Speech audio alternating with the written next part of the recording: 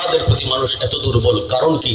কারণ আল্লাহ ওই ওলিকে ভালোবাসেন বিধায় মানুষের অন্তরে তার মহব্বত তার আজমত আল্লাহ ঢুকাইয়া দিয়েছে। রক্তের সম্পর্ক নাই, চিনে না জানে না সেই মানুষগুলা শহীদ উসমান হাদির জন্য রক্তের চেয়েও বেশি কান্না করেছে, ঠিক কিনা ভাই? এখনো তার কবরের পাশে রাত নাই দিন নাই কাঁদে। আমি বলি যুবক, তোমার মতোই তো একজন যুবক, তোমার মতোই তো কলেজে পড়বা, ভার্সিটিতে পড়বা, তুমি কেন পারবা না? তুমি কেন পারবা না? এমন জীবন করো হে গঠন, মরিলে হাসিবে তুমি, কাঁদিবে ভুবন। ওই জীবনের কোন রাস্তা দিয়ে হাঁটলে জীবন কামাই করা যায়? শহীদ উসমান হাদি তোমার মতো কলেজে পড়ুয়া, ভার্সিটিতে পড়ুয়া যুবককে দেখায় গেছে। এই পথ তোমার দুইটা, পথ তোমার দুইটা, তৃতীয় কোনো পথ নাই। তুমি কি শহীদ উসমান হাদি হবা নাকি খুনি ফয়সল হবা? সিদ্ধান্ত তোমার। খুনি ফয়সল হতে পারো যদি তুমি ভুল পথে হাঁটো, তুমিও কলঙ্কিত, তোমার কারণে তোমার বাপ মাও কলঙ্কিত। আর শহীদ উসমান হাদির পথ যদি ধরো, তুমিও অলঙ্কিত, তোমার বাপ মা অলঙ্কিত। আজ যদি খুনি ফয়সল ধরা পড়ে, সারা বাংলাদেশের মানুষ মিষ্টি বিতরণ করব। পরে যদি ফাঁসিতে ঝুলানো হয়, কুত্তা মরছে বলে মানুষ আনন্দ করব। কিন্তু শহীদ উসমান হাদি চলে গেল, বাংলার মানুষকে কাঁদাইয়া গেল। এই কান্না আজও থামে নাই, কান্না চলতেছে, চলবে, কান্না চলতেছে, চলবে। প্যারে হাজিরিন, ভালো করে ইয়াদ রাখো, ভালো করে ইয়াদ রাখো, এ জীবন জীবন নয়, মরণের পরের জীবনটাই আসল জীবন। এই জীবনের প্রতিটা কাজের হিসাব পাই টু পাই তোমাকে আল্লাহর সামনে দিতে হবে। এজন্য তো আমরা দেখছি সে যুবক আজান হলে বন্ধুদেরকে বলতো, দোস্ত চলো মসজিদের মিনার থেকে মালিক ডাকতেছে, তার কদমে সেজদা দিয়ে আসে। কলেজ ভার্সিটিতে পড়িয়াও তার দিলের ভিতরে আল্লাহর এত প্রেম, এত ভালোবাসা ছিল, যার কারণে আল্লাহ তাই সে চলে গেল, কিন্তু আল্লাহ তারে অমর করে রেখে দিল। আমার ভাইয়েরা, বন্ধুরা, যুবক, এজন্যই তো আল্লাহ পাক রব্বুল আলামিন বলবেন, এই বান্দা বল, তোমার কোন সন্তানের নাম কোন আলেমের নামে নাম রাখছো? কইব না গো মালিক, তাও করি নেই। আল্লাহ পাক রব্বুল আলামিন তখন বলবে, বান্দা বল, দুনিয়াতে তোর এমন কোন বন্ধু ছিল কিনা যেই বন্ধু উলামায়ে কেরামদেরকে মহব্বত করত? তখন কইব মালিক, মনে পড়েছে, আল্লাহ মনে পড়েছে, দুনিয়াতে আমার একজন বন্ধু ছিল, আমার ওই বন্ধু উলামায়ে কেরামদেরকে মহব্বত করত, ছাত্রদেরকে ভালোবাসত, মাদ্রাসায় আসা যাওয়া করত, গুলমুকাফন মাদ্রাসায় আসা যাওয়া করত, ছাত্রদের হালত সে জানতো, আমাকেও মাঝে মাঝে বলতো, আমিও কম বেশি তার হাতে সহযোগিতা করতাম। মসজিদের ইমাম মুয়াজ্জিনের সাথে সম্পর্ক ছিল, এলাকার উলামায়ে কেরামকে বড় মহব্বত করত, চলতো। আল্লাহ পাক রব্বুল আলামিনের কুদরতি চেহারার মধ্যে তখন হাসি ফুটবে। সুবহানাল্লাহ, সুবহানাল্লাহ জোরে বল। আল্লাহ পাক বলবে, বান্দা শুন, আমি আল্লাহর আদত হলো মাফ করে দেওয়া, কিন্তু আমার নিজাম হলো উসিলা ছাড়া মাফ করি না।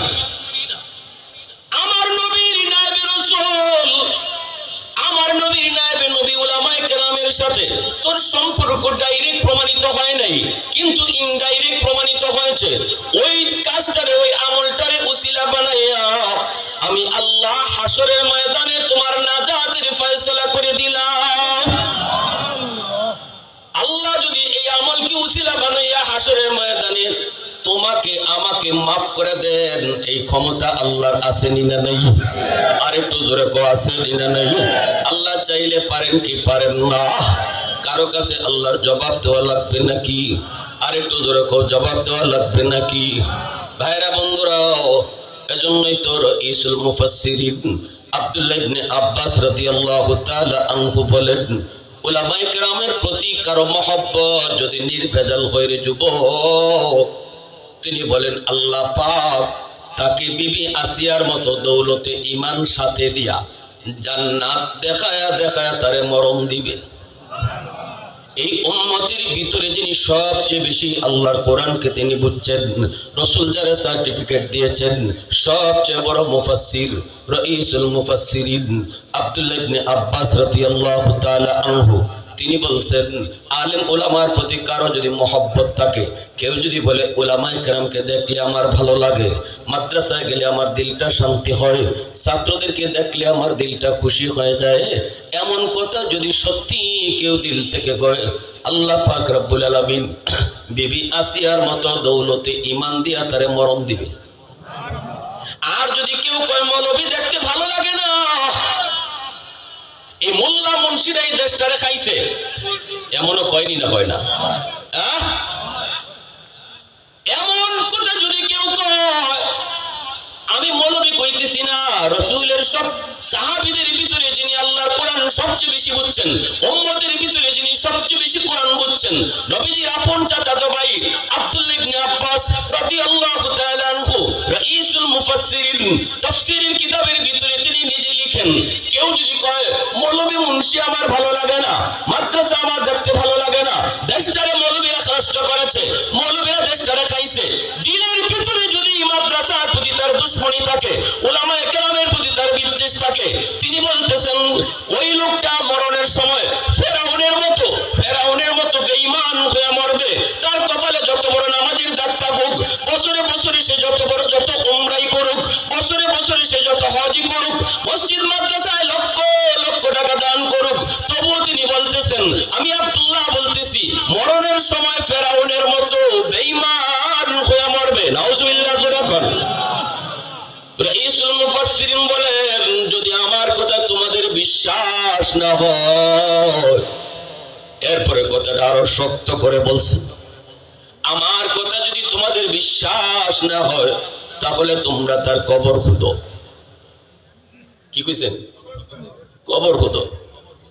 কবর খুঁজতে দেখো তোমরা চেহারা রাখছিলা কিবলামুখী কইরা, কিন্তু ফেরেশতারা তার চেহারা কিবলা থেকে ঘুরাইয়া দিয়েছে। নাউজুবিল্লাহ। তিনি কইছেন যদি আমার কথা তোমাদের বিশ্বাস না হয়, কসম করে বলি আমি আব্দুল্লাহ তার কবর খুঁজো। কবর খুঁজতে দেখবা তার চেহারা কিবলার দিকে নাই, কিবলা থেকে চেহারা ঘুরাইয়া দেওয়া হয়েছে। এজন্য বলি যুবক একটু সাবধান, সাবধান, সাবধান। হাসরের ময়দানে কিন্তু আল্লাহ পাক রব্বুল আলামিন বহু মানুষকে উলামায়ে কেরামের প্রতি মহব্বত থাকার উসিলায় তারা মাফ করে দিব। এই কথাটা তিনি কোত্থেকে বলছেন? মূসা নবীরা যখন নদীর ঘাট থেকে পায়া আনছেন, কে? বিবি আসিয়া। বাক্সের মধ্যে ছিলেন নবী, নদীর ঘাট থেকে পায়া আনছেন। চেহারাটা এত সুন্দর, নবীর চেহারা তো সুন্দর হবেই, কারণ যেই যুগে আল্লাহ যারে নবী বানান, আল্লাহ ওই নবীকে ওই যুগের সবচেয়ে সুন্দর করে বানান। সুবহানাল্লাহ। যে যুগে যিনি নবী হয়েছেন তিনি ওই যুগের সবচেয়ে সুন্দর মানুষ। নবীরা নিখুঁত ছিলেন, তাদের দেহের কোনো খুঁত ছিল না। আর মির্জা গোলাম আহমদ কাদিয়ানী কানা ছিল, খানা কিতা ছিল মাতবা, খানা বেটারে নবী বানাইবার লাগে আল্লাহ ঠেক শুননি। আল্লাহ যারা নবী বানায়, আচ্ছা আপনি ১৬ লক্ষ পয়গম্বরগণের ভিতরে একজন নবী বাইর করেন খালি, যার একটা আঙ্গুল আছিল না, যার একটা কান আছিল না, যার কোনো একটা জায়গা খুঁত আছিল, একজনও পাইবেন না। এতে করে বোঝা গেল মির্জা গোলাম আহমদ কাদিয়ানী আল্লাহর বানানি নবী না, নিজে নিজে নবী। এজন্য এ ভণ্ড কাদিয়ানীরা কাফির। কাদিয়ানীদেরকে যে কাফির কইতো না, এও কাফির। ঠিক না? যখন বাথরুমে পড়ে মরছে, কি জাত মরণ? ইজ্জতের মরণ হইছে। বাথরুমে পড়িয়া নাফাক খায়া খায়া মরণ। ভাইয়ের আমার, এজন্য কাদিয়ানীদের বিরুদ্ধে আমাদের কোনো কম্প্রোমাইজ নাই, কোনো ছাড় নাই। এখানে আমাদের কাদিয়ানী বিরোধী আন্দোলনে কার লম্বা টুপি, কার গোল টুপি, কার লম্বা পাঞ্জাবি আর কাটা পাঞ্জাবি, কার কেডা আলিয়াত পরে আর কেডা কমিত পরে, কে সুন্নি আর কে ওয়াহাবি, এই প্রশ্ন যে আনবো এই নবীর দুশমন। জোরে বলেন ঠিক কি না? হাসরের মাঠে বিন্দু পরিমাণ রসুল তোমাকে সুপারিশ করবে না, আর আমার নবীর সুপারিশ ছাড়া মুক্তি পাবার আশাও করা যায় না। রসুলের সামনে খালি গিয়ে কইবেন নবী গো আমি আপনার উম্মত, রসুলে কইব হরো এখান থেকে, আমার খতমে নবুয়তের চেয়ার তোমার সামনে দেখাইতে চলে লইয়া যায়, আর তুমি চাইয়া চাইয়া তামসা দেখছো আর কইছো এটা লম্বা টুপিওয়ালারা আন্দোলন, আমি গোল টুপি। রসুল কয় তোমারে চিনি না। এজন্য খতমে নবুয়তের আন্দোলন এরা কোনো গোষ্ঠীর নয়, এরা কোনো ফিরকার নয়, এরা কোনো দলের নয়। খতমে নবুয়তের আন্দোলন গোটা মুসলিম উম্মার আন্দোলন, খতমে নবুয়তের আন্দোলন নবীর গোটা উম্মতের আন্দোলন। অতএব উলামায়ে কেরাম যখনই ডাক দিবে আমাদের একটাই হলো এজেন্ডা, বাংলাদেশে কাদিয়ানীদেরকে রাষ্ট্রীয়ভাবে অমুসলিম ঘোষণা করতে হবে। আমাকে আমার একজন বলতেছে হুজুর আপনারা হিন্দুর বিরুদ্ধে কথা কন না, ইহুদির বিরুদ্ধে কথা কন না, নাস্তিকের বিরুদ্ধে কথা কন না অত, কিন্তু কাদিয়ানীর বিরুদ্ধে অত খেপা কেনে? আমি কই বুঝো তুমি কসু, হিন্দু বাংলাদেশে বসবাস করে কোনো আপত্তি নাই, ইহুদি বাংলাদেশে বসবাস করবে কোনো আপত্তি নাই, কোন ধর্মের মানুষকে আমরা বাধা দেব না, কারণ আমার রসুল মদিনার রাষ্ট্রনায়ক, রসুল মদিনার রাষ্ট্রনায়ক, সকল ধর্মের মানুষ মদিনায় বসবাস করেছে, রসুল তাদের ধর্মীয় স্বাধীনতা দিয়েছেন। এটাই হলো ইনসাফের রাজনীতি, এটাই হলো আমার রসুলের রাজনীতি, এটাই হলো ইসলামের সৌন্দর্য। বাংলাদেশ সাম্প্রদায়িক সম্প্রীতির দেশ, অসাম্প্রদায়িক দেশ নয়। আমরা উলামায়ে কেরাম হিন্দুদের মন্দির পাহারা দিয়ে অভ্যস্ত আছি। আমাদের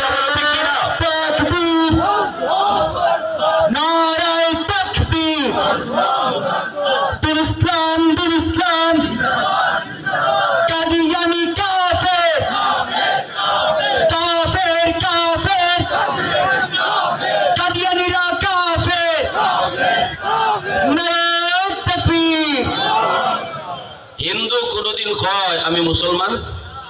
হিন্দুরে যদি আপনি জিগান তুই কোন ধর্মের, কইব আমি হিন্দু। খ্রিস্টানরে যদি আপনি জিগান তুই কোন ধর্মের, কইব আমি খ্রিস্টান। ইহুদিরে জিগাইলে কইব আমি ইহুদি। কিন্তু কাদিয়ানি তোরে জিগাইলে তুই কেন লাগে কস আমি মুসলমান? এখানে আমাদের অবজেকশন। তুমি তোমার ভিন্ন পরিচয় দাও, ভিন্ন ধর্মের পরিচয় দাও, কোনো আপত্তি নেই আমাদের। ভিন্ন ধর্মের মানুষ যেভাবে বাংলাদেশে বসবাস করে তোমরা বসবাস করো, কিন্তু পরিচয় দিবা আমি মুসলমান, এখানে অবজেকশন। ঠিক না? আমার নবীর শেষ নবী মানবা না, আর মির্জা গোলাম আহমদের নবী মানবা, পরিচয় দিবা মুসলমান, এটা কোনোদিন মুসলমান বরদাস্ত করবে না। এতে যদি রক্ত দিতে হয় রক্ত দিতে রাজি আছি, এতে যদি জীবন দিতে হয় জীবন দিতে রাজি আছি। হাসরের মাঠে এতটুকুতে বলতে পারবো রসুল আপনার খতমে নবুয়তের আন্দোলন করতে যে রক্ত ঝরাইছি, এটাই আমার সুপারিশের জন্য যথেষ্ট। ঠিক কিনা জোরে কও? প্যারে হাজির, মুসা আলাইহিস সালামকে বিবি আসিয়া ভাই আনছেন, আনার পরে তাই দেখিয়া বড় মায়া লাগছে। নবীর চেহারা তো মায়া লাগবই।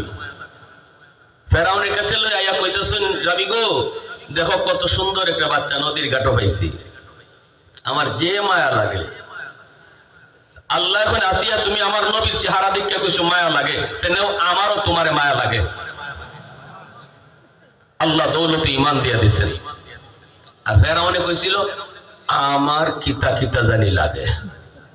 ওখানে তোমার তো গো কিচ্ছু না, আমার তো খবর হইতেছে। কেন কি কও না? যে বাচ্চারা তো আমার ক্ষমতা যাইব, জ্যোতিষীরা কইছে, গণকে কইছে এই বাচ্চা বলে এখনো জীবিত। অত বাচ্চা যে বনি ইসরায়েলের মারলাম হাজারে বিজারে, এই বাচ্চা বলে মাইরও পড়ে না, হে এখনো জীবিতই। এই টেনশনে তো আমার ঘুম হারাম, আমার খাওয়া হারাম, আমার সব হারাম। না সেরাত আসি আছে, না আনন্দ আছে। আর তুমি এখন নদীর ঘাট থেকে পাইয়া লই এসব করে গরো, এখন আমার তো ডর লাগে। ইডই নি হিডিয়া ইডই নি আসি, এখন তোমার মাথার তার তোর আসেনি। কিতাব বুঝছে যে তোমারে মানুষের বাদশা বানাইছে। তোমার জ্যোতিষীরা কইছে না বাচ্চা এটা বনি ইসরায়েলের? বলে হ। কত এই বাচ্চা বনি ইসরায়েলের কেমনে হইব? কত কেমনে হইতো না, হইব কেমনে? বনি ইসরায়েল আমরা থেকে বাটি এলাকায়, যদি বনি ইসরায়েল থেকে বাদশাহ তো ইবাই হওয়ার কথা না, নদীর স্রোতে বাইটল নেওয়ার কথা। মূলত আল্লাহ দরিয়ারে আদেশ করছে, এই দরিয়া আমার মূসারে তুই তোর স্রোতের উল্টা লইয়া যা। কারণ আল্লাহর সাথে চ্যালেঞ্জ যে করে, আল্লাহ চ্যালেঞ্জ সহজে নেয় না, আল্লাহ চ্যালেঞ্জ খুব কঠিন ভাবে নেয়। আমরা তো মানুষ মানুষ আমরা মনে করি চ্যালেঞ্জ দিলাইছে যে ভাই সহজ হই ভাই, কিন্তু আল্লাহর সাথে চ্যালেঞ্জে যে যায় আল্লাহ এই চ্যালেঞ্জটা খুব কঠিন ভাবে নেয়। ফেরাউনে কইছে মুসা নবীরে মারতো, আর আল্লাহ এখন আমি রাখতাম। এবার দেখি ফেরাউনে জিতে না আল্লাহ জিতে। আল্লাহ এখন এবার তোর সাথে শুরু হয়ে গেল আবার চ্যালেঞ্জ, আমি আল্লাহ রাখতাম আর তুই মারতে। আমার মুসারে আমি যেভাবে খুশি ইবায় ফালতে পারতাম, বাঁচাইতে পারতাম। যে বৎসর বাচ্চা রাখবার সিদ্ধান্ত, এই বৎসরই তো মুসা নবী আল্লাহ ফাটাইতে পারেন, কিন্তু আল্লাহ এই বৎসর না ফাটাইয়া যে বৎসর হত্যার নির্দেশ এই বৎসর মুসা নবীর পাঠাইছেন। এটাই বুঝাইবার লাগে আল্লাহ যে আমি আল্লাহ চ্যালেঞ্জ সহজ ভাবে নেই না, আমি যার সাথে চ্যালেঞ্জে যাই, যে আমার সাথে চ্যালেঞ্জে আয়, এটা খুব কঠিন হয়। এরপরে আল্লাহ এখন দরিয়ারে তুই উল্টা লয়ে যা, আল্লাহ এটা বুঝাইলেন। এটাই আল্লাহ মেসেজ দিলেন যে মুসারে তুই মারতে চাস, এই মুসারে আমি আল্লাহ তোর বড় বড় করাইব। ঠিক কিনা জোরে বল? ওই যে কোনো এক জায়গায় আমি মুসারে বড় করাইতে পারতাম, তাইলে তো আমার চ্যালেঞ্জটা সোজা হয়ে যায়। কিন্তু না, আমি আমার মুসারে তোর বড় বড় করব। এজন্য ফেরাউনে যখন বিবি আসিয়া কইছেন যে না, এটা তো বনি ইসরাইলের বাচ্চা হইতে পারে না, বনি ইসরাইলের বাচ্চা হইলে তো ইবা হওয়ার কথা না। ফেরাউনে তখন কথা তো ঠিক, যুক্তি তো তোমার ঠিক, তাইলে তো বাচ্চা এটা না। আল্লাহ কুদরতি মুসকে আসে, আল্লাহ কয় কার সাথে ফাল্লা লইছ টের ফাস না তো, এখন শস্য ফুল দেখাইব। ঠিক কিনা জোরে কও? ওই যে ফেরাউনে কইছিল আমার ভাল লাগে না, এতে করে আল্লাহ কইতে তোরেও আমার ভাল লাগে না। ফেরাউন বেঈমান হয়ে মরছে। আর আসিয়া কইছিলেন নবীর চেহারা দেখে আমার মায়া লাগে, আল্লাহরও মায়া লাগছে। ঈমান দিবেন শুধু তা না, জান্নাত দেখায় দেখে মরম দিবেন। রাইসুল মুফাসসিরিন আব্দুল্লাহ ইবনে আব্বাস রাদিয়াল্লাহু তাআলা এই জায়গার মধ্যে তাফসীরে তিনি বলছেন যে এই জমানায় নবী থাকবে না, কিন্তু নবীর ওয়ারিস উলামায়ে কেরাম থাকবে। ওই উলামায়ে কেরামের চেহারা দেখেও যদি কেউ কয় আলেমদেরকে দেখলে আমার মায়া লাগে, উলামায়ে কেরামকে দেখলে আমার বড় ভালো লাগে, ওই মানুষটারও আল্লাহ পাক বিবি আসিয়ার মতো দৌলতে ঈমান খালি দিবেন তা না, জান্নাত দেখায় দেখায় তার মরণ দিবেন। আর যে কইব মোল্লা মুন্সি ভাল লাগে না, ফেরাউনের মতো তার মরণ হইব বেঈমান হয়ে। তাহলে উলামায়ে কেরামের প্রতি মহব্বত দরকার আসেনি না নাই? আরো জোরে আসেনি না নাই? আমার ভাইয়েরা, বন্ধুরা, যুবক, এজন্য দিলটা একটু নরম করে কথাগুলো বোঝার চেষ্টা করো। প্রশংসা করবো কার? একটু জোরে কও না কার? আর একটু জোরে কও না কার? আর একটু জোরে কও না কার? বে মুরব্বি কাই তোমার নদী তিফলে দানে সুয়ার সুদন, বে মুরব্বি কাই তোমার নদী তিফলে দানে সুয়ার সুদন, কাতরা ইমকান বাশদ বেসতফ গৌহর সুদন, রোজা হাবায়ত কশিদন ইন্তজারে বেশুমার, তাকে দর জৌফে সদফ বারা শবদ দুররে আদন, হফতা হাবায়ত কি তায়ে কি মুশতে পুশাদ পুশতে মেশ, শাহেদে রাহুল্লা গর্দতিয়া শহীদে রাকাফন, মাহো হাবায়ত কি তায়ে কি নুতফায়ে আজ পুশতে রহেম, সফদরে খিজত প ময়দা ইয়া আরুসে अंजुमन, सालो हबायत के ताये के संगे असली जाफतात, लाल गर्दद दरबदख्शा या अकीक अंदर यमन, दौरो हबायत के ताये के मर्द साहिब दिल शवात, बायजीद अंदर खुरासा या उवैस अंदर करन। अल्लाह अकबर। আল্লাহ পাক বলেন যেই মানুষটা তওবা করব, ঈমান বলে আমল করব, আমি আল্লাহ তার জীবনের যত গুনাহ ছিল ওই গুনাহগুলোকে আমি আল্লাহ নেকি দ্বারা পাল্টায় দিব। এ যুবক, আজকে যে আল্লাহর ওলি জায়গা ঘুমাছেন, তাদের মিশন ছিল মানুষকে আল্লাহর ওলি বানানি। ঠিক কিনা জোরে বলো? কিভাবে আল্লাহর ওলি হওয়া যায়? তওবার দ্বারা একজন মানুষ মুহূর্তের ভিতরে আল্লাহর ওলি হয়ে যায়। পৃথিবীতে এত সহজ আর কোনো কাম নাই। মেম্বার হতে সময় লাগে, চেয়ারম্যান হতে সময় লাগে, এমপি হতে সময় লাগে, দোকানদার হতে সময় লাগে, জমিদার হতে সময় লাগে। সময় লাগে না শুধু এক কামে, সেটা হলো আল্লাহর ওলি হওয়া। কেউ যদি চায় আল্লাহর ওলি হইতো, মুহূর্তের ভিতরে আল্লাহর ওলি হইতে পারে। খাঁটি দিলে যেই মাত্র তওবা করব, মুহূর্তের ভিতরে আল্লাহ তার নাম ওলির তালিকায় উঠে দেয়। আওয়াজ দিয়ে কও না সুবহানাল্লাহ। কারণ আল্লাহ বলে ইল্লা মান তাবা ওয়া আমানা ওয়া আমিলা আমালান সালিহা ফাউলাইকা ইউবাদদিলুল্লাহু সাইয়্যাতিহিম হাসানাত। আল্লাহ পাক বলে তওবার খাতিরে আল্লাহ পিছনের গুনাহকে আল্লাহ নেকি দ্বারা পাল্টায় দেন। গুনাহ যদি তোমার পাহাড় পরিমাণ হয় রে যুবক, তওবার কারণে আল্লাহ পাক পাহাড় পরিমাণ গুনাহকে আল্লাহ পাহাড় পরিমাণ নেকি বানায় দেয়। সাগর পরিমাণ গুনাহ যদি তোমার হয়, তওবা দ্বারা আল্লাহ পাক সাগর পরিমাণ গুনাহকে সাগর পরিমাণ নেকি বানায় দেন। এজন্যই তওবাকারীর আমলনামায় কোনো গুনাহ থাকে না, শুধু তা না, গুনার আলামতটাও থাকে না। আত-তাইবু মিনাদ দামবি কামান লা দামবা লা। কেন আল্লাহ পাক কোনো আলামত রাখেন না জানোনি? কারণ হলো হাসরের ময়দানে একজন আরেকজনকে আমলনামা দেখাবে। একজন দেখাইতে যায় যখনই কইব বাইরে তোর এই জায়গা খালি কেন, মনে হয় এখানে কোনো গুনাহ ছিল, আল্লাহ তোমাকে দয়া করে জান্নাত দিয়া দিছে, এতটুকু শরম যেন তওবাকারীরে দিত না পারে। এজন্য আল্লাহ পাক ওই খালি জায়গা খালি রাখেন না, বরং নিজের পক্ষ থেকে এই খালি জায়গাটা নেকি দ্বারা ভরপুর করে দেয়। মুসলমানের আওয়াজে কও না সুবহানাল্লাহ। আল্লাহ বলে ইন্নাল্লাহা ইউহিব্বুত তাওয়াবিন ওয়া ইউহিব্বুল মুতাতাহহিরিন। তওবাকারীর ভালোবাসার কথা আল্লাহ আগে নিয়ে আসলেন, মুতাতাহহিরিনের ভালোবাসার কথা আল্লাহ পরে নিলেন। তওবাকারী কে? কই গুনাহ করার পর যে কান্দে। মুতাতাহহিরিন কারা? যারা গুনাহ করেই না, যারা পবিত্র, যারা গুনাহ করে না তাদেরকে আল্লাহ ভালোবাসে। গুনাহ করেই না তাদেরকে আল্লাহ ভালোবাসে। আবার গুনাহ করার পর যারা তওবা করে তাদেরকে আল্লাহ ভালোবাসে। এই দুই দল ভালোবাসার ভিতরে আল্লাহ পাক তওবা যারা করে তাদের ভালোবাসার কথা আগে নিয়ে আসছেন। সুবহানাল্লাহ জোরে কও, আর একটু জোরে কও না সুবহানাল্লাহ। এজন্য আল্লাহ পাক বান্দা গুনাহ মাফ করার ব্যাপারে আমি আল্লাহ তিনটা নাম রাখছি। একটা নাম হলো আমার গাফির, আরেকটা নাম হলো গফুর, আরেকটা নাম হলো গফফার। ছোট ছোট গুনাহ আমি গাফির নামের উসিলায় মাফ করি, মিডিয়াম সাইজের গুনাহ গফুর নামের উসিলায় মাফ করি, বড় বড় গুনাহ আমি গফফার নামের উসিলায় মাফ করি। বড় বড় গুনাহ আমি গফফার নামের উসিলায় মাফ করে দেই।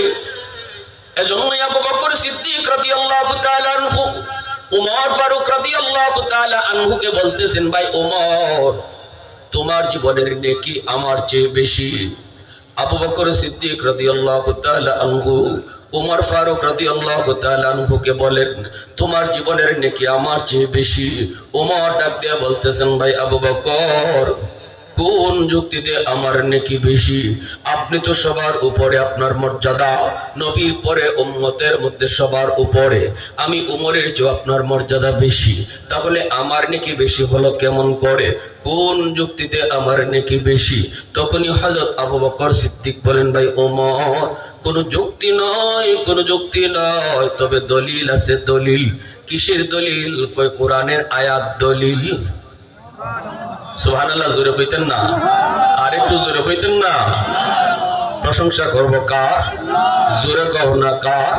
ওয়াহদাত কি হিফাজত নেহি বেকুওয়াতে বাজু, ওয়াহদাত কি হিফাজত নেহি বেকুওয়াতে বাজু, आती नहीं कुछ कमी हाक़-ए खुदा दाद, आती नहीं कुछ कमी हाक़-ए खुदा दाद, ऐ मर्द खुदा तुझको क़ुव्वत नहीं हासिल, जा बैठ किसी गार में अल्लाह को कर याद, जा बैठ किसी गार में अल्लाह को कर याद, ये सच है कि बातिल की तरफदार नहीं हम, गद्दार न समझो हम गद्दार नहीं हम, फूलों की तरह नरम मिजाज अपना है नाज़ुक, हम तीर नहीं नेज़ा व तलवार नहीं हम, हम तीर नहीं नेज़ा व तलवार नहीं हम।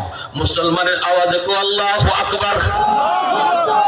ভাইরা বন্ধুরা, এবার হযরত উমর বলতেছেন, ভাই আবু বকর, কোন আয়াতের ভিতরে আল্লাহ আমি উমরের নেকির কথা কইল, আমি তো কোরআন পড়ি, আমিও তো কোরআন বুঝি, কোরআনের কোথাও তো আমার নেকির ব্যাপারে আল্লাহ কোনো কিছু কয় নাই। তখনই আবু বকর সিদ্দিক এই আয়াত তেলাওয়াত করেন, ইল্লা মান তাবা ওয়া আমানা ওয়া আমিলা আমালান সালিহা ফাউলাইকা ইউবাদদিলুল্লাহু সাইয়্যাতিহিম হাসানাত। ও ভাই ওমর, এই আয়াত কি তুমি পড়ো নাই? ওমর বলেন, হ্যাঁ আমি তো এই আয়াত পড়েছি। কই এই আয়াতের ভিতরে আল্লাহ তোমার নেকি বেশি হওয়ার কথা কইছে? সুবহানাল্লাহ কইতেন না? হযরত ওমর ফারুক রাদিয়াল্লাহু তাআলা আনহু বলেন, ভাই আবু বকর, কেমনে আল্লাহ কইলো আমি তো বুঝি নাই। কয় বুঝবা না কেমনে? আল্লাহ কইছে তওবার আগে যার গুনাহ যেই পরিমাণ আছে, তওবার পরে আল্লাহ ওই পরিমাণ গুনারে নেকি বানায় দেয়। এটা তুমি বুঝছো নি? কয় হয় এটা তো বুঝছি।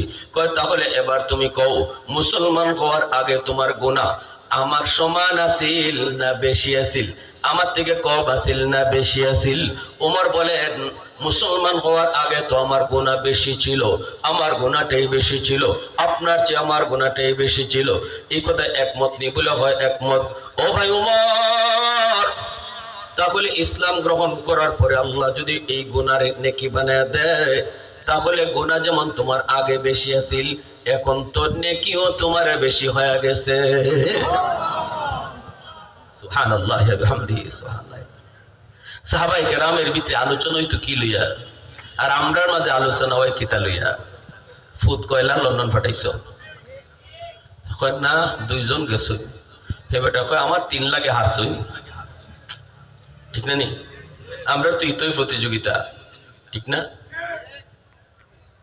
আবু বকর সিদ্দিক কইন, ও ভাই ওমর, আল্লাহ নকইলা তওবার আগে যে গুনাহ আছিল এটারে আল্লাহ নেকি বানাইয়া দিন। তোমার গুনাহ যদি ইসলাম গ্রহণ করার আগে বেশি থাকে, তো এখন তো ইসলাম গ্রহণের পরে তওবার পরপরই আল্লাহ পাক তোমার এই গুনারে যদি নেকি বানাইয়া দিয়া দেয়, তো এখন আগে ছিল আমার থেকে গুনাহ তোমার বেশি, এখন তো নেকিও আমার থেকে বেশি হয়ে গেছে। কথাটা বুঝছেন নি আপনারা? সহজ নানি কথা, কঠিন তো না। ওমর ফারুক রাদিয়াল্লাহু তাআলা আনহু নিস্তব্ধ হয়ে গেলেন, জবাব নেই।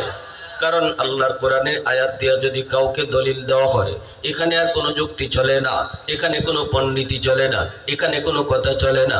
আমার কথা ততক্ষণ যতক্ষণ আল্লাহ রসুলের কথা পাই না। যখনই আমি আল্লাহ রসুলের কথা পেয়ে যাব, আমি যত বড় পণ্ডিত হই, এখানে আর কোনো পণ্ডিতি চলতো না। আমার মতে মত নয়, নবীর মতে মত, এর নাম হলো উম্মত। ঠিক না? আমার মতে মত নয়, নবীর মতে মত, এর নাম উম্মত। নিজের মত চালাইবাই, খবর আছে? তুমিও বেরলাম আমার ভাত। আমার ভাইরা বন্ধুরা, এবার হযরত ওমর বলতেছেন, ভাই আবু বকর, তাহলে আমি আর কোনো কথা বলবো না, তবে একটা কথা কই। যদি আমি উমরের জীবনের নেকি আপনার চেয়ে বেশি হয়, তাহলে আসেন আমরা 2 জনের জীবনের নেকি বদলা বদলি করি। এক কথাই আমি কইতাম না আমার কম আপনার বেশি, আপনি কইবেন আপনার কম আমার বেশি। এটা বাদ হইবালা, আমি আগের থেকে প্রস্তাব দিলাম, আমার জীবনের নেকি আপনারা দিলাইমু, আপনার জীবনের নেকি আমারে দিবানি।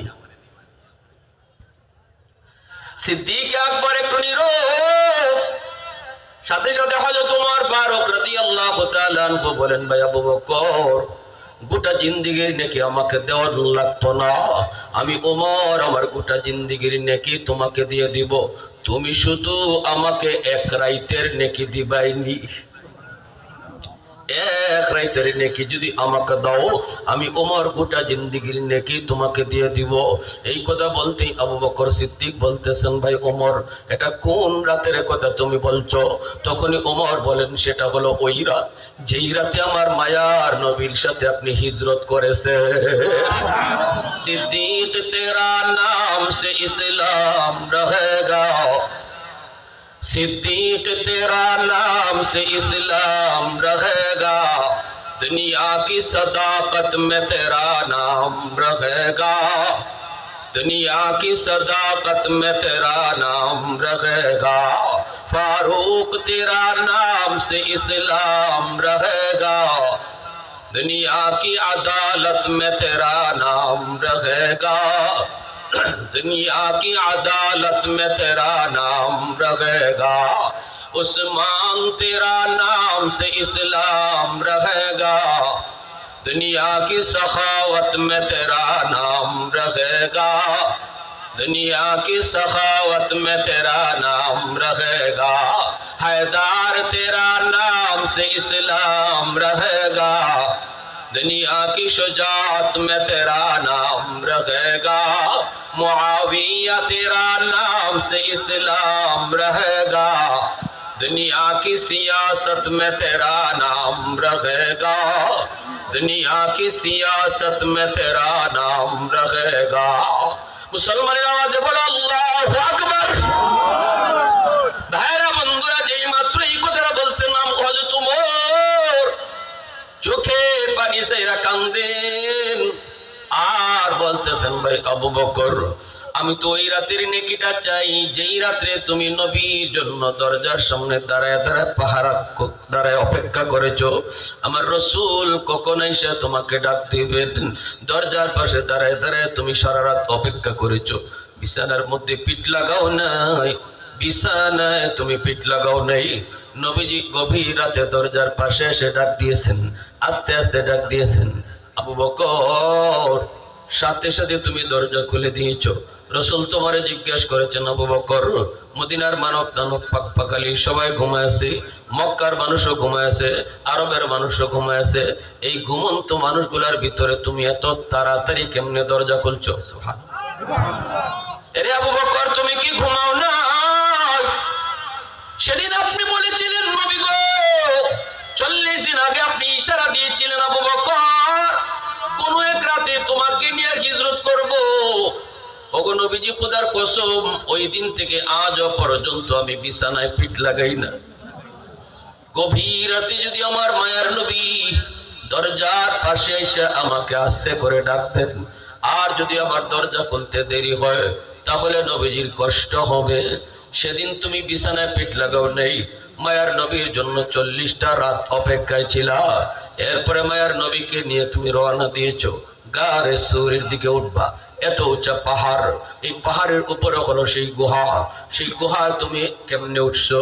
আমার দুজাহানের বাদশা রহমতের নবীর পাহাড় বাইতে তুমি দেও না, নিজের কাঁধের মধ্যে রসুলরে তুইলা তুমি নিজে নিজে পাহাড় বায়া বায়া উঠছো। আজও যারা মক্কা মদিনা যান, জিয়ারা করায়, দেখবেন গারে সুর, এখানে গেলে পরে আপনারা দেখাইব ওই সেই গুহা, যে গুহা রসুল আশ্রয় নিয়েছিলেন হযরত আবু বকর সিদ্দিককে নিয়া। কিন্তু সাহস হয় না, সাহস হয় না। আমি আমার কথা কই, আমি সাহস করতাম পারছি না উঠবার, কিন্তু মানুষ উঠতেছে। এখন কিন্তু সৌদি সরকার রাস্তা করে দিছে, আপনার জায়গায় জায়গায় দোকান রাখছে, টং রাখছে, আপনি পানির তৃষ্ণা লাগলে পানি পাইবেন, জুস খাইতে চাইলে জুস পাইবেন, জিরাইয়া জিরাইয়া জিরাইয়া জিরাইয়া আপনি উঠতে পারবেন। কয়েক ঘন্টা সময় লাগে সেই গাড়ে সুরে উঠতে। রসুলের যুগে কিন্তু এমন রাস্তা ছিল না, জায়গায় জায়গায় জুস পাবেন কোথা থেকে? এই পাথরের উপর পা দিয়া দিয়া সেই গুহায় উঠতে হতো। আবু বকর সিদ্দিক সেদিন দু জাহানের বাদশারে নিজের কাঁধে লইছেন, ইয়া রাসূলুল্লাহ, পাহাড় বাইতে আপনার কষ্ট হবে, আপনি আমার পিঠে উঠেন। রসুলের পিঠে লইয়া সিদ্দিক আকবর ওই পাথরে পা দিয়া দিয়া সেই গুহায় গে হচ্ছে। আল্লাহর নবী যখন যার পিঠে উঠছেন সেই সবার আগে চলে গেছে, ঠিক না? রসুল বোরাকের পিঠে উঠছেন, বোরাক সবার আগে চলে গেছে। রসুল সিদ্দিকের পিঠে উঠছেন, সিদ্দিক উম্মতের মধ্যে সবার আগে চলে গেছে। আল্লাহ রসুল সাল্লাল্লাহু আলাইহি ওয়াসাল্লামকে সেই গারের গুহার মুখে রেখা এবার আবু বকর সিদ্দিক রাদিয়াল্লাহু তাআলা আনহু বলতেছে, ইয়া রাসূলুল্লাহ, ওগো নবীজি, আপনি আগে ঢুকেন না গো নবী, আমি আগে যাই গুহার ভিতরে একটু ঢুকি।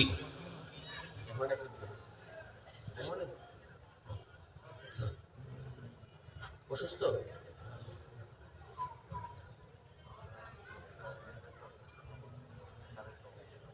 আচ্ছা, না আমি কিছু কোনো মেহমান আছে। আবু বকর সিদ্দিক বলতেছেন, ইয়া রাসূলুল্লাহ, আপনি একটু দাঁড়ান, আমি ভিতরে ঢুকি। কোনো জীব জানোয়ার থাকলে ক্ষতি হয় আমার হোক, আপনার যেন ক্ষতি না হয়। রসুলকে গুহার ভিতর মুখে রাইখা সিদ্দিক আকবর ভিতরে ঢুকছেন। পাগড়ি সিঁড়ে সিঁড়ে যতগুলি গর্ত ছিল গর্তের মুখগুলি বন্ধ করেছেন। একটা গর্তের মুখ বন্ধ করার মতো কাপড় ছিল না, নিজের পা দিয়া গর্তের মুখটা আটকায় রাখছেন। এরপরে আবু বকর সিদ্দিক মায়ার নবীকে ডাক দিলেন, ইয়া রাসূলুল্লাহ, ওগো নবীজি আপনি এবার ভিতরে আসেন। নবীজি ভিতরে ঢোকা মাত্রই সিদ্দিকে আকবর রসুলকে বলতেছেন, ইয়া রাসূলুল্লাহ আপনি আমার কোলে মাথা রেখে ঘুমান গো নবী, অনেক কষ্ট হয়েছে আপনার। রসুল সিদ্দিকের কোলের মধ্যে মাথা রেখে ঘুমায় পড়ছেন। হযরত ওমর কান্দেন আর বলেন, ভাই আবু বকর, এই মুহূর্তে ঘুমের প্রয়োজন ছিল তোমার বেশি। সুবহানাল্লাহ। 40টা রাত যে ঘুমায় না, আজ ঘুমের প্রয়োজনটা, এই মুহূর্তে ঘুমের প্রয়োজনটা ছিল আপনার, কিন্তু নিজে না ঘুমায়া দুজাহানের বাদশারে ঘুম পাড়াইছেন। মায়ার নবীর নুরানি চেহারাটা তিনি আপনি নয়ন জুড়ে জুড়ে দেখছেন। যে গর্তের মধ্যে আপনি পা দিয়ে আটকায় রাখলেন, ওই গর্তটার মধ্যেই ছিল বিষাক্ত সাপ। সাপে দিল কামড়, বিষের যন্ত্রণায় অস্থির, কিন্তু আপনি বডি নাড়ান না, কারণ বডি নাড়াচাড়া করলে আমার মায়ার নবীর ঘুম ভেঙে যাবে। সাপের বিষের যন্ত্রণা যে সাপের কামড় খায় সে জানে রে যুবক, কেউ বুঝবে না।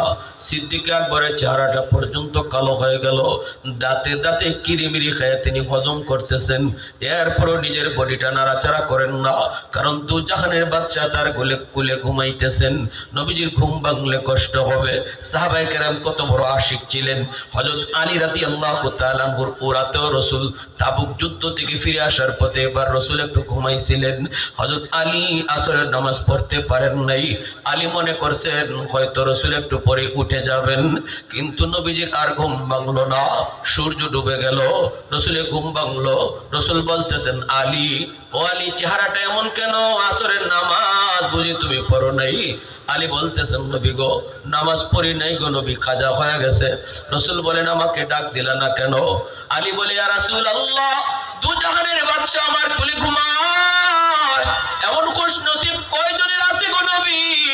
আমার মন সায় দেয় নাই আপনারে ডাক দিয়া ঘুম ভাঙাবো। সূর্য ডুবে গেছে, কাজা পরে নিব। মায়ার নবী হাত উঠায় দিছেন, হাত উঠায় বলতেছেন, ও আসমানের মালিক, ও সূর্যের মালিক, তোমার সূর্য কেন ডুবে গেল? আলী তো নিজের ইচ্ছায় নামাজ কাজা করে নাই, তোমার বন্ধুর আরামের জন্য তার নামাজ কাজা হয়েছে। আল্লাহ, আমি হাত উঠায় দিলাম, এই হাত উপরে থাকতে থাকতে ডুবন্ত সূর্য তুমি আবার আকাশে উঠাও, যেন আমার আলী যথা টাইমে নামাজ পড়তে পারে।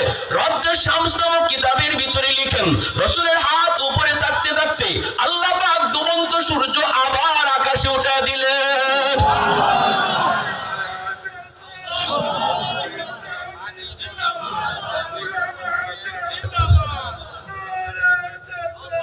ভাইরা বন্ধুরা, জন্য বলতেছিলাম, সিদ্দিক আকবর বলেন, আমি দাঁতে দাঁতে কিরিমিরি খায়া হজম করেছি, এরপরও মায়ার নবীর ঘুম ভাঙ্গাই নেই। 2 ফোঁটা চোখের পানি রসুলের গালে পড়ে গেল, সাথে সাথে নবীর ঘুম ভেঙে গেল। নবীজি ঘুম থেকে ওইটা বলতেছেন, আবু বকর, দুষ্ট কাঁদো কেন? আবু বকর কয়, নবী গো, আমারে সাপে কামড় মারছে। রসুল কয়, আমারে ডাক দিলা না কেন? কেমনে ডাক দিই গো নবী, আপনি ঘুমাইতেছেন। রসুল তার লব মুবারক আঙ্গুলের মধ্যে নিলেন, এমন হাই অ্যান্টিবায়োটিক আল্লাহ আমার আপনার নবীর লবের মধ্যে রাখছেন, লাগানো মাত্রই বিষাক্ত সাপের বিষটারে আল্লাহ মুহূর্তের ভিতরে পানি করে দিছে।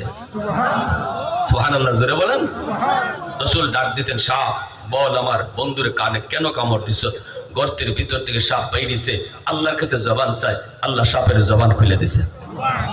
সাপে কয়, নবী গো, আমি ইচ্ছা করে আপনার বন্ধুরে কামড় দিছি না গো নবী, আমার ঠিকানা হলো ওই খেজুর বাগান, আমি ওখানেই থাকতাম। তাওরাত কিতাবে 2 জন আলেম যায়, একজন আরেকজনকে কয়, দোস্ত ওই যে দেখো একটা গুহা, এই গুহাটার কথাই আল্লাহ তাওরাত কিতাবে উল্লেখ করেছে, যার নাম হলো গারে সুর।